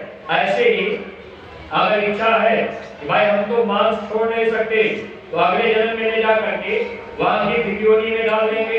इसलिए महात्माओं ने लिखा था, मीट मांस जो करी आहारा, 64 जन्म भी ढलतारा। यानी फिर गिद्ध का अवतार होगा, फिर वहां कुत्ते का जन्म होगा, वहां भी मांस खाने को मिलेगा। लेकिन प्रेमी भाई बहनों, पका करके नहीं, सड़ी गड़ी सड़ी हुई गाय कहीं रोड के किनारे मरी पड़ी है, अब कुत्ता बेचारा उसी को खाएगा, अपनी भूख मिटाएगा। इस तरह से 84 लाख योनियों में जीवों को पीड़ा दी जाती है। वो भोग योनि है, ये कर्म योनि है। इच्छा है मांस नहीं छोड़ेंगे, शराब नहीं छोड़ेंगे, अगले जन्म में भोग भोगने के लिए वहां डाल देंगे। आज सत्संगी परिवार में बच्चे बच्चियां अगर आप अपना समय खेलने कूदने में बिताएंगे कि भाई हम अभी सुमरन ध्यान भजन नहीं करेंगे, बाद में करेंगे, अगले जन्म में काल भगवान, अरे भाई शरीर का क्या भरोसा, कब समय निकल जाए, अगले जन्म में ले जाकर के मेढक बना देंगे। अब आप उछलते कूदते रहिए, जैसे खेलने कूदने में समय जा रहा। इसलिए जब बच्चे बच्चियां भी सत्संग में आते रहेंगे, बच्चों को सुनेंगे, बच्चे भी धीरे धीरे इधर की तरफ लग जाएंगे। इसलिए सत्संगी प्रेमी भाई बहनों, आप गांव गोद लेकर के गांव गांव प्रचार किया करिए। गांव में आप जाएंगे, कोई कहेगा जीवन जीव आहार है, तो आप गुरु महाराज की बातों को समझाया करिए कि हर जीव का आहार अलग अलग। अगर सुअर का भोजन टट्टी मिष्ठा है, अब मनुष्य का भोजन चावल दाल रोटी सब्जी है। अगर सुअर का भोजन मनुष्य को कराया जाए, भाई सुअर भी जीव है, मनुष्य भी जीव है, तो आदमी नहीं खाएगा। आप कहते हैं कि भाई टट्टी मिष्ठा हम कैसे खाएंगे?